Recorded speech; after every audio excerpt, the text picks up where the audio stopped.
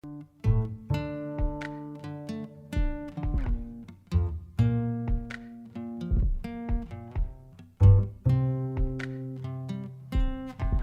is Where We Live from Connecticut Public Radio. I'm Catherine Shen.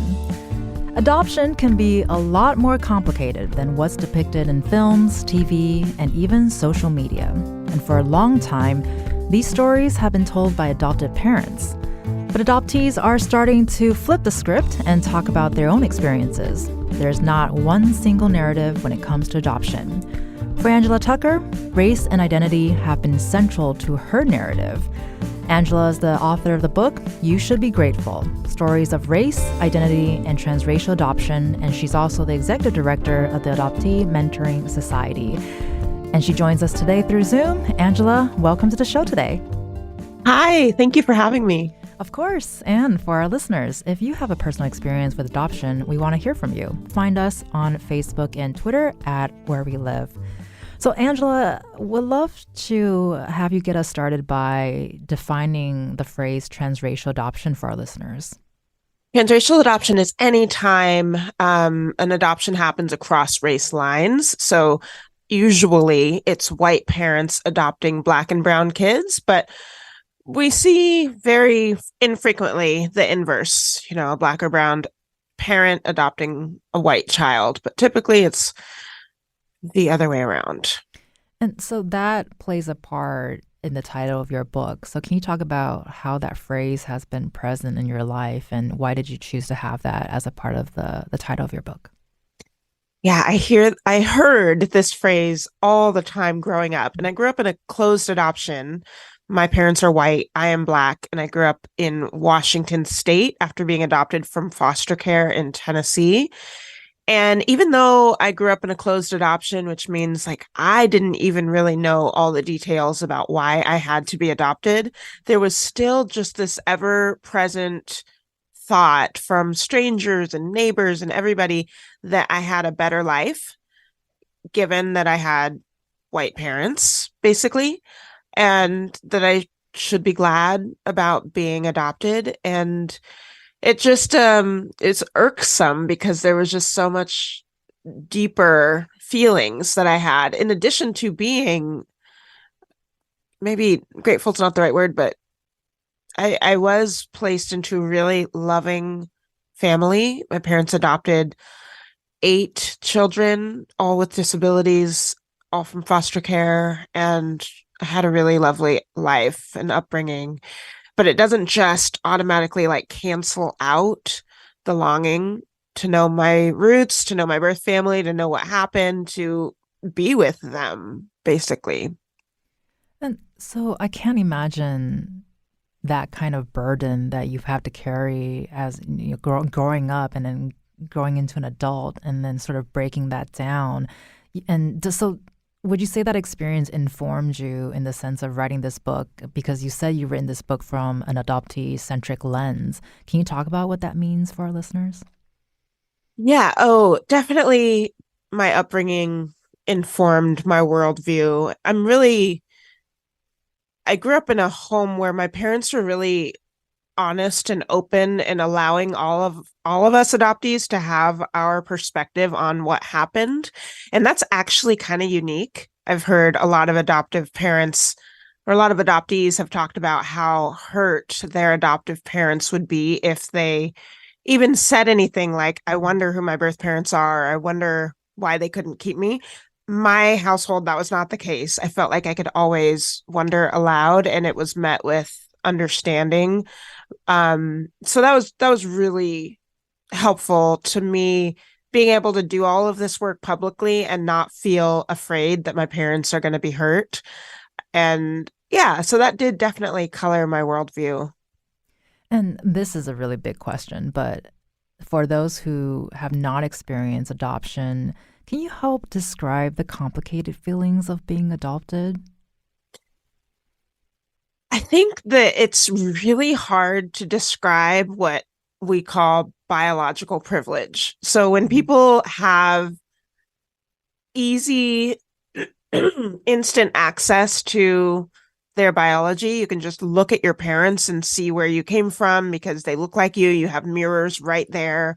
You could easily, and probably do, hear stories about your birth because your parents are right there, or you don't have any details that are like fuzzy.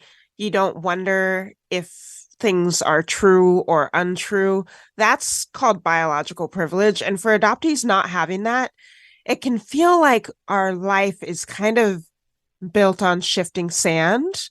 So perhaps we do have really supportive and loving adoptive parents, but our foundation, if we don't have all that information, is feels unsteady.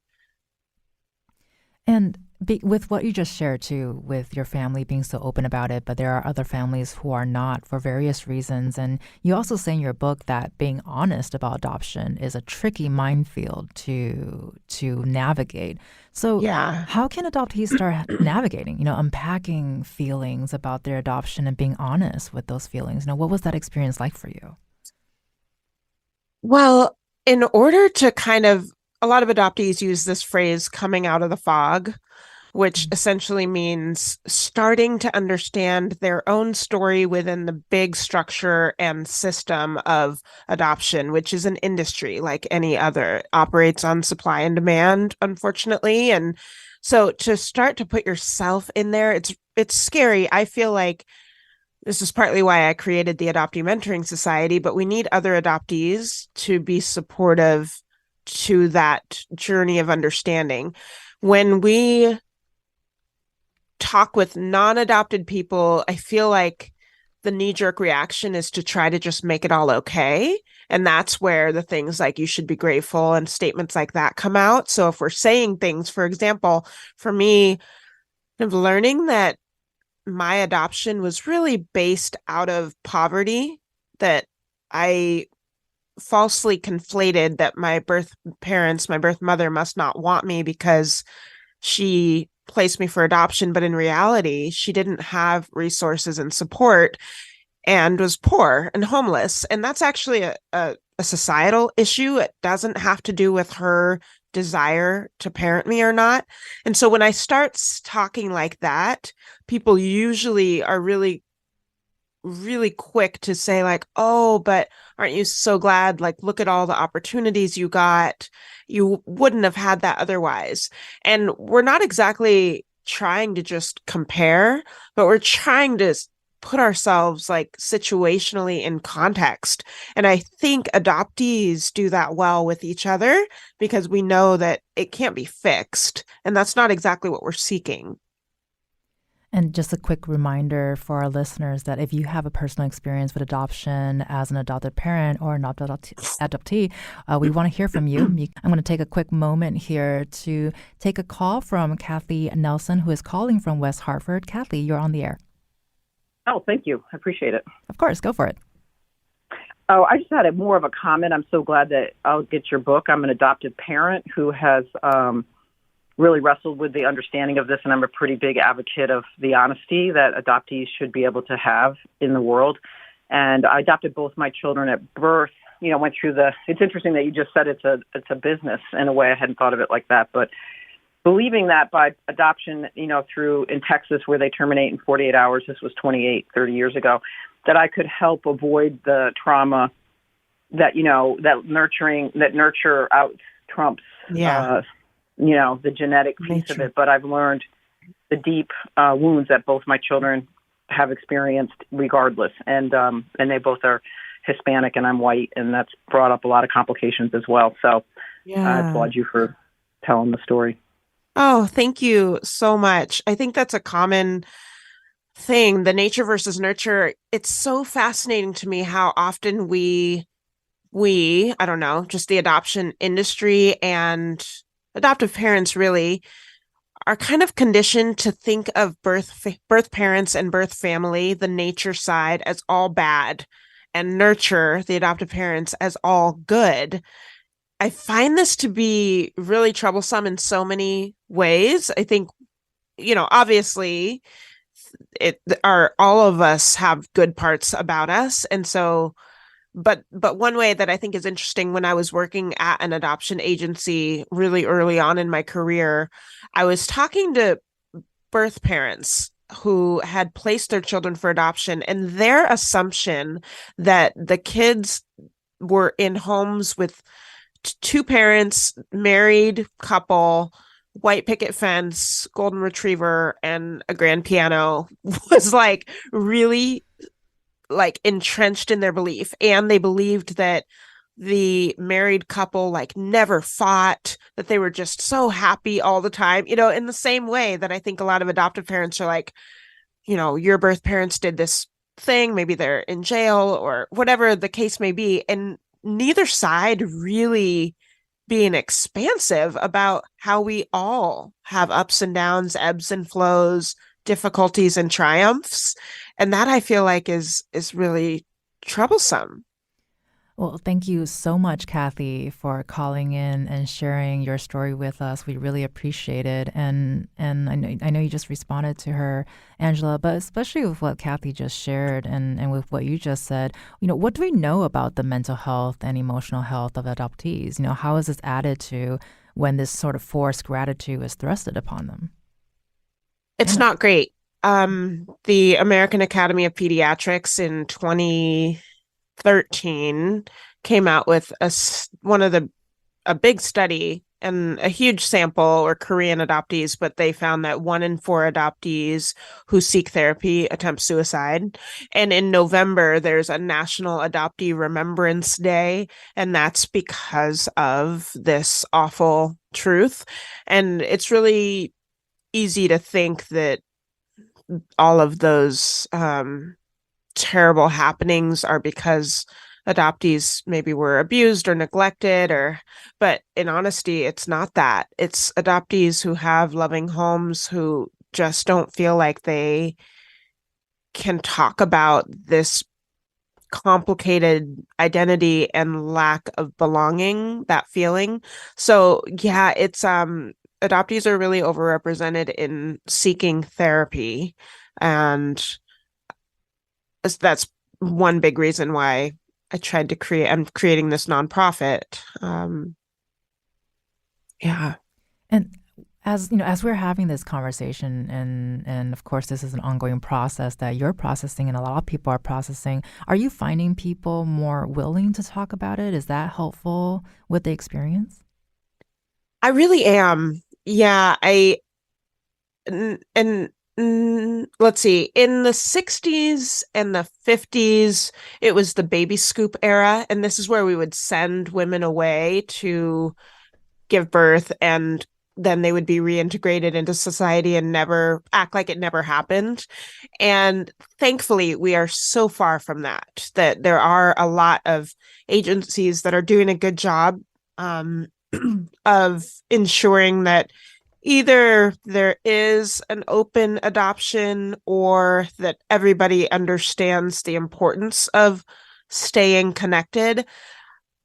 So that education is happening. Unfortunately, though, it's still really individualistic in that the adoptive parents have all the control in deciding whether or not they actually want to follow through with that. And a lot of the reasoning isn't really nefarious, but it's like a fear that I think adoptive parents have, because so often adoption is happening across class lines and perhaps race, but when it's across class, there's a discomfort that might be here, and there is a tendency to misunderstand certain things. Like if a biological parent is incarcerated, if you don't have any experience with prison or you've never been in a relationship with someone who's incarcerated, you might be really tempted to just think everyone is bad and scary and dangerous, and so therefore you can't have a relationship with them, which is not true. But you really need somebody to help you talk through it and talk through your perceived fears versus actual fears. And that part is what doesn't often happen, and therefore leads to this feeling of, where can I talk about adoption? Is anywhere safe? And I'm going to take another quick call from Chris, who is calling from Avon. Chris, you are on the air. Hi, I just wanted to share our experience. My husband and I adopted a son in state, and his birth mother was also in state. And we continue to have regular contact with her. And our son has a relationship with her now to the point where when he got married this fall, she and her partner attended the wedding. It was really lovely. I love that. Thank you so much for sharing that, Chris. We appreciate your call. Is that something that you hear often, Angela? More and more so, Oh, thankfully. that's nice. But, like anything, social media, web publications, there are 5 million adoptees and 400,000 kids in foster care. And the stories that we don't hear are usually the ones that, are a huge majority, but people who are proud of how they're interacting with their kids' birth parents, Right. they're more likely to share, right? Right. And I guess, I want to ask too, when imagining what it's like to reunite with birth parents, this can come with a lot of idealism, but oftentimes, like you just mentioned, these reunifications are a lot more complicated than that. So you have your own experience when you reunited with your birth mother. Can you talk about what that experience looked like for you? Yeah, I definitely idealized my birth mother and my birth father, but this is partly because I went 25 years without knowing them, and that's 25 years of building them up in my brain to be these like saintly people, and also why it's so important we have openness early on so we can have an accurate understanding. But I talk in my book about this term called the ghost kingdom, which I didn't coin. Betty Jean Lifton coined it, but it's about how we kind of fantasize anytime there's an absence of facts or truth. And so for me growing up, in my ghost kingdom, my birth mother was Halle Berry and my birth father was Magic Johnson, because Magic Johnson has a huge smile. He's a black guy. I have a huge smile. I'm black, and he plays basketball, and I played basketball. And so he was my birth dad, even though he was not. And in Halle Berry, there's really no good reason, just because, right? Right. And so it's like funny and lighthearted, necessary for our curiosity to be able to live in a ghost kingdom. But then it made it tough when I did meet my birth mother, and my birth mother is so much. I'm so much happier that she's not Halle Berry, but at the same time, it took a long time for me to really understand who she was. And on the inverse, my birth mother, oftentimes when we're together, she is looking, if there's an infant, a black little baby girl that passes, and we're out and about, she'll stare at that baby so hard. And I know that she's thinking, like, is that my baby girl? Because she too is stuck in that moment of trauma. Right. And it's really hard for her to understand that I grew up, I'm an adult. And so that makes our relationship really tricky. Right. And before we take our break, I want to take a call from Chloe from West Hartford, and she has a question. Chloe, ask away. Hi, Angela. I am also a child of adoption, although I am a biological white child, but I have two adopted siblings, and they are both biologically related, and they are Hispanic. So we are a family of transracial adoption, and I feel like growing up I had it was a dynamic that I never, didn't know. My siblings were adopted when I was super young. But with you having 7 siblings, also all adopted and likely not from the exact same background as you, I would love to know, like, how your interactions were with all of your siblings and how you feel like that dynamic sort of worked out. Sure. Yeah. And I should clarify, my parents did have one biological child, and then the rest were all adopted. It's always a tricky question because I don't know any different. I don't know what life would be like if I hadn't had all of these siblings. It was just life, right? So inside of our house, we were just a family. It really wasn't until we would leave our home and then kind of be thrust with all of these comments from strangers at the grocery store, people who would say, "Oh my gosh, your parents are saints for what they've done." And wow, like it really wasn't until we were met with that outside the home that it would remind me of how unique our family was. But inside of our home, the the discussions about adoption, they kind of were around, some of my siblings had relationships with their biological parents, others didn't. We had a lot of conversations about our history and social issues because of so many of us being adopted out of that need. I think about one of my siblings who has fetal alcohol syndrome.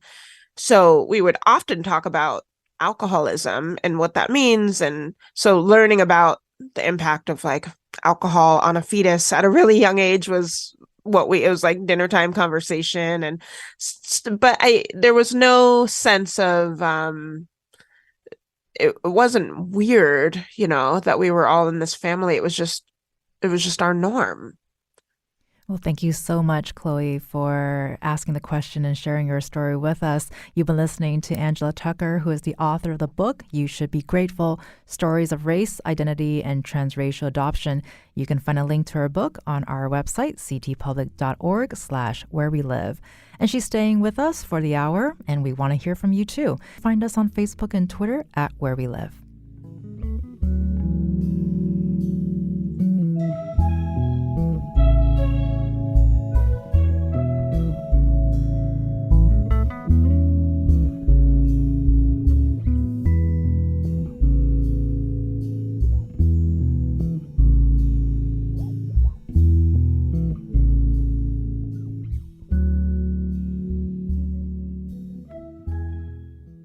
This is Where We Live from Connecticut Public Radio. I'm Catherine Shen. Today, we're talking with Angela Tucker. She's the author of You Should Be Grateful, Stories of Race, Identity, and Transracial Adoption, and she's also the executive director of the Adoptee Mentoring Society. And part of her work is hosting an adoptee support group. And Angela, before we ask you about the support group, which we're really excited to talk about, we spoke with Kim King earlier. She is the 2022 Connecticut State Teacher of the Year, and she's also a transracial adoptee. Her parents adopted her from Korea. Let's take a quick listen. The thing that I didn't even think about until I was an adult was that trauma of not only being taken from your birth family, but also the trauma of losing your culture and losing that experience of, I didn't know the difference between what it meant to be Korean or Chinese, or, because I grew up in a very small suburban town in Connecticut. And I think that a lot of the adults in my life were very misinformed, and there were a lot of stereotypes. For the longest time, I thought really being Korean meant everything that was Chinese was Korean. So I really thought I had these really weird understanding of what it meant to be Korean. And it really wasn't until I was an adult that I realized, oh, this is a completely different culture and has its own unique history. Angela, with what Kim just said, there are so many layers there that I know we can talk about. And I feel like a thread here, too, is many experiences you don't really realize until you're an adult. So is this something that you hear often? And does it inform you, too, when you started the support group? Yeah, so many transracial adoptees talk about feeling like racial imposters. And I write about this in my book quite a bit. But it's not just adults. I do think that certainly there is a freedom and a safety when you're an adult to look back on your childhood. And it would be pretty scary to analyze and critique your adoptive parents' choice to maybe live in a homogenous area. Like that's that's pretty scary to do that. So that's partly why it gets pushed off. But through the mentoring work that I do, we actually have these conversations sooner. And part of it is that adoption agencies are doing a better job of articulating it's cultural neglect if we're not allowing our children to have racial mirrors, and instead they are completely tokenized and isolated. That is happening a little bit less, thankfully. So it's not just adulthood that you reflect. I think about one thing that I'm often speaking about in my speeches and keynotes and in my book too is white parents needing to outsource some of the parenting duties if they have a Black or brown child, because there are certainly things that they just cannot provide to their child, no matter how much they want to, that it can only be provided by somebody who looks like them. And that comment, and my hope, it's being received, I think, a little bit better than it had in the past when we had this love is all we need sort of mentality. I think that's dissipating, thankfully. And then it's allowing adoptees to not feel like racial imposters, or like Kim said, like they don't even understand anything about their own people. That's thankfully going a little bit by the wayside. Right. And with what you described, your own experience earlier, and as well as what we just heard from Kim, it sounds like a lot of this was navigated on your own. So can you talk about the support group that you provide for adoptees, the Adoptee Lounge? It's such an obvious question, but why is it important to have this lounge available? Yeah, I love it. It's the Adoptee lounges are virtual, so I'm chatting actually with adoptees across the world. And I do it in groups, so other adoptees can sometimes for the first time be in another space with an adopted person, and to have somebody that just gets it, that just understands intrinsically what it's like to be the only person of color in a room, or to be the only person who can't manufacture a baby picture. Those experiences, which previously for so many adoptees had been something they maybe have glossed over because there is such a pressure to just be happy for what you're given and not think backwards.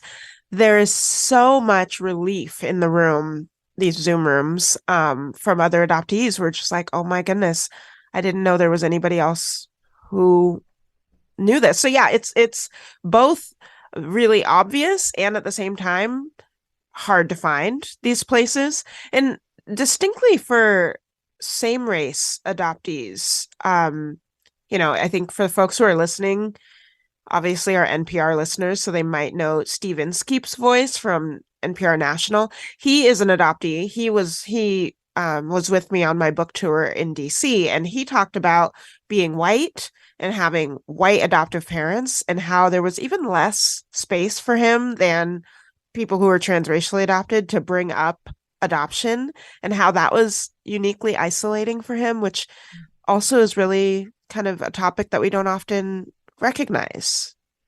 Right. And there are just so many nuances here that I feel like with every conversation you break down something different, or you learn something different. And hopefully listeners will find some comfort in this conversation if you share this experience. And with that, I'm going to take another quick call from Ryan, who is calling in from Bristol. Ryan, you're on the air. You've got about a minute.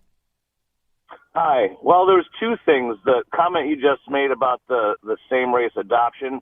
I was adopted into a white family, and I'm white myself, and I look a lot like my parents. So I had sort of the opposite thing where I would go through life and people would ask me questions about, my birth or, my parents, and I would say, I don't know why I look like them. But, and it sort of made, it sort of made me sad at the same time, because like you said, there wasn't that obvious sort of jumping off point for discussion about being adopted. It was always a very awkward sort of, no, they're they're my parents, but they're not my biological parents. Right. And secondly, I was brought up I knew I was adopted right from the beginning, and so I was brought up to sort of be proud of the fact that I was chosen to be adopted. And it wasn't until I got into school and I proudly announced that I was adopted, and it was my peers that broke me down. It was my peers that were telling me that, like, oh, your parents gave you up, your parents didn't love you. And, you listen to your peers more than you listen to adults and parents at that age. And so that sort of set the tone for most of my childhood until I really figured out, at age 16, 17, like, oh, my mom was just 15 and she was not able to take care of a kid by herself. And I didn't understand that until I was 15 myself, Yep. Wow. Wow. Yeah. Wow is the word, really. Ryan, thank you so much for sharing your story. We appreciate you taking the time and being so generous to share that with us. And Angela, especially with what Ryan just shared, you support adoptees of all ages that are navigating their feelings about adoption. So what would you say to adults, like Ryan, who just called, that are just starting to navigate their very complicated feelings now? So Ryan talked about that phrase, "you were chosen." And this is a conundrum. It's not something I love because I think it's like a knee-jerk response to try to smooth over everything that adoptive parents use, when in reality they sometimes don't even know if that's the case. Like if the birth parents really truly had a choice is this is all stuff that I talk about with adult adoptees. Like, let's just break down, your birth mother was 15 years old, like, let's talk about what may have happened. Then that leads us into thinking about her life and what supports she may or may not have had and what happened. I think there's just an unraveling that has to happen where we think through our birth parents' lives instead of just like a Hallmark card. You were chosen, you're special. Because it's not unusual for, like, Ryan, for our peers to say what they have seen in society, and media messaging is that it's that birth parents are bad, adoption means you're not wanted. So when our parents stop at just, you were chosen, I love you so much, I'm so glad that you're in our family, it makes it really hard for us to make sense of how both things can be true at the same time. And I feel like that's pretty much what we're always talking about in the lounges, how our adoptive parents may have had really good intentions and we can understand why they may have wanted to shield us from certain information, but in shielding us, it just further served to, like, isolate because life maybe didn't completely make sense. And you mentioned media portrayals just now, and we talked about that earlier too, in terms of social media, film, and television in one of our intros, and how they portray stories of transracial adoption has impacted the way many people view it. So how do you think about the way media portrays these stories? Well, social media is actually a different animal in the sense that absolutely. When you look at hashtag adoptee voices, you're hearing from youth, from teenagers, from young adults, from college-aged adoptees who are really honest about their experiences. So that's kind of cool, the great equalizer. But media, that we all know, like The Blind Side, and we think about Michael Orr and his depiction of adoption, which if you watch the film, you realize that Michael Orr himself, his character, only has a few lines and a few opportunities to talk about how it feels to have been plucked from homelessness and then rescued, which is what the portrayal by these noble Christian white folks who turn him into this all-American star. Like, that rags to riches storyline is really common. And we don't often hear, like, from the adoptee, how does that make you feel to be portrayed this way? And is it actually accurate? Do you feel like you're rich and I had the great opportunity to help season 5 of the show This Is Us, worked with the writers to make sure that one of the characters, Randall, who is a transracial adoptee, to make sure that they were portraying him accurately. That made me really excited, gave me so much hope to know that writers are actually trying to consult with us, no longer just using adoption as like this catalyst for drama. It's so easy. Think about Elf or The Lion King or all these movies where it's just so easy to remove a parent and then there is your fantastical journey, instead of thinking about like, how does this actually feel? We've been talking with Angela Tucker, who is the author of the book You Should Be Grateful, Stories of Race, Identity, and Transracial Adoption. You can find a link to her book on our website, ctpublic.org/where we live. She'll be staying with us. And coming up next, we're going to hear from an adoption agency and learn about the type of conversation they have with potential transracial adoptive parents.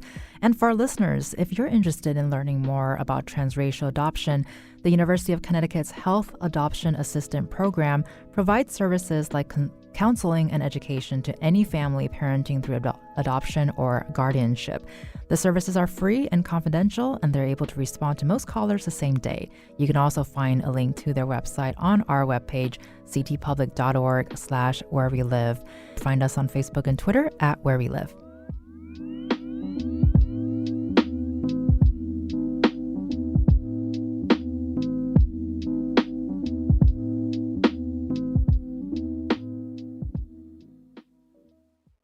This is Where We Live from Connecticut Public Radio. I'm Catherine Shen. Today, we're talking about adoption, specifically transracial and transcultural adoption. And joining us now is Laura Sullivan. She's the Chief Program Officer at Just Choice Adoption Agency that is based in Ohio and works with adoption providers and families across the country. Laura, welcome to Where We Live today. Hi, thank you for having me. It's an honor to be here and to hear all that Angela has said so far. And it's an honor that you're here with us, with Angela, who is still with us. Angela Tucker is the author of the book, You Should Be Grateful, Stories of Race, Identity, and Transracial Adoption. And she's also the executive director of the Adoptee Mentoring Society. So I want to start this conversation by hearing from Kim King again. We heard from her earlier. She's a transracial adoptee from Connecticut, and she's also our 2022 State Teacher of the Year. Let's take a quick listen here. 1970s, the views on adoption and the kind of how parents approach adoption is a little bit, especially intercountry adoption, is very different. Back in the 1970s, my parents were told assimilation was the most important thing, right? So we didn't talk about me being Korean. We didn't talk about culture. We didn't talk about me being adopted at all, even though it was kind of the elephant in the room, that I looked very different than my blue-eyed, blonde, curly-haired sisters. But as I got older, I started to think about it more. Laura, we heard a lot of comments earlier from callers and from Angela with what Kim just shared as well. So I want to ask, how do you have conversations with parents about transracial adoption? What do you hear from them? So when we first start having conversations with families who are, starting their adoption journey or are on it with us, we start by asking them to do honest, hard work. And that work for them has to start inside.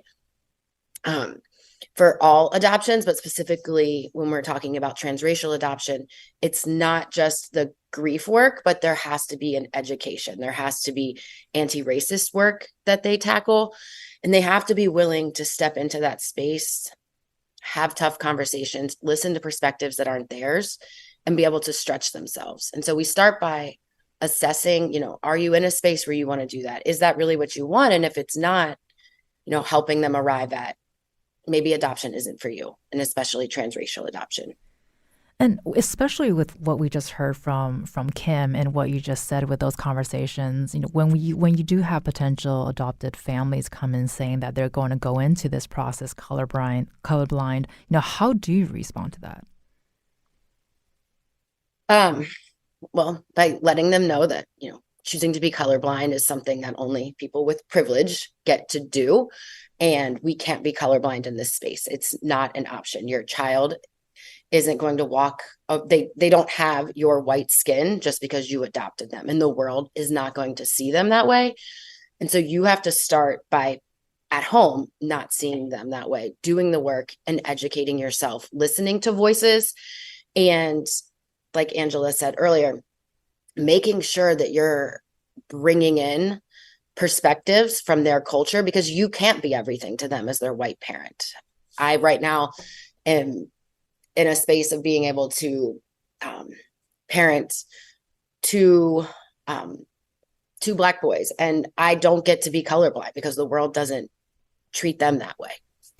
And Angela also talks about in her book about how many transracial adoptees have the burden of educating their parents about issues of race. So what's your process like navigating through that? I think that the burden is on the adoptive parent or the parent, whether you're parenting in kinship or parenting in an adoption space. That burden is on you. That burden is on you to build a relationship with their family and their culture. And while it's really important to listen to the children in our home, our adopted children, our kinship children, because they offer a unique perspective, and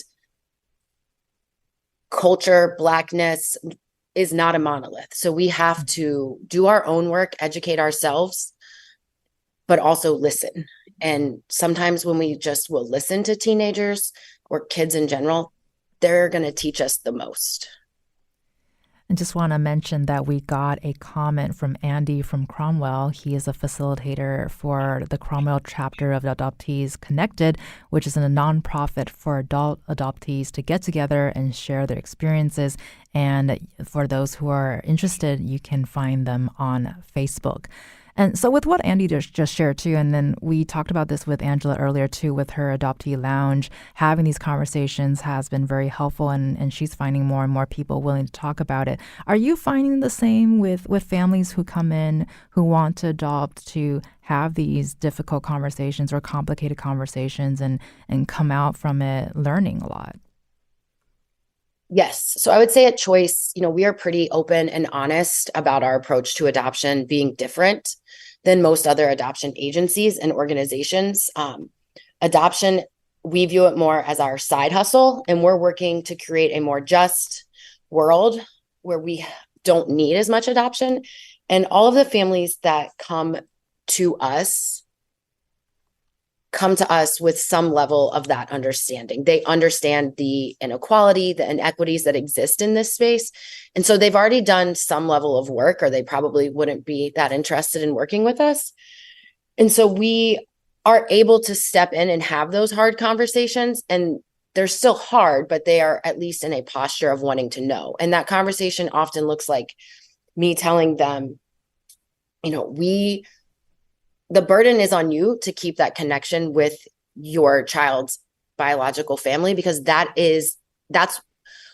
find myself saying it's a gift, but it's really not a gift. It's what they deserve. They deserve to have adoptive parents who are willing to stay connected with their biological family and really dig in and create a relationship before that child was even born. And that's how we really train up our families, is that you need to connect with your hopeful potential child's birth mom and build a relationship, because we believe that adoption keeps families together. And that looks like adoptive families and biological families becoming kin to each other.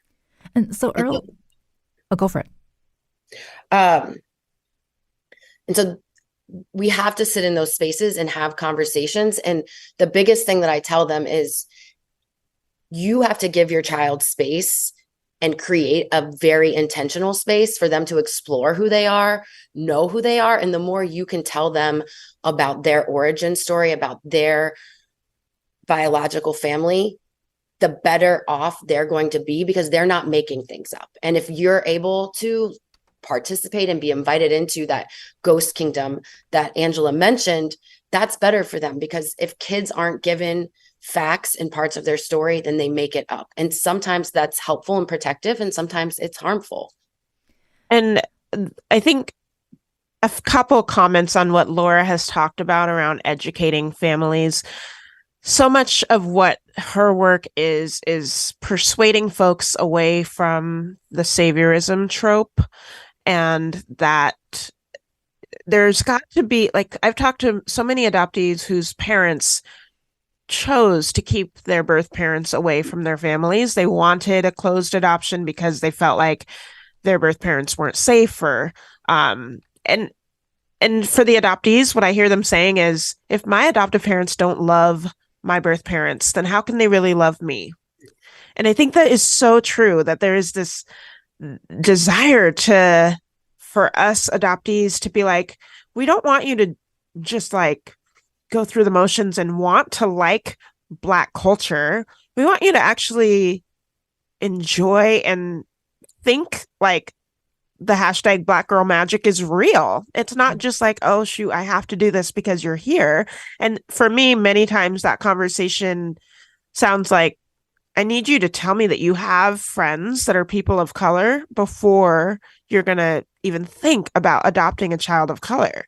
Because if you have friends and a community that reflects your kid, then it's more likely that you actually do respect our culture and find it to be beautiful and something you want to be part of.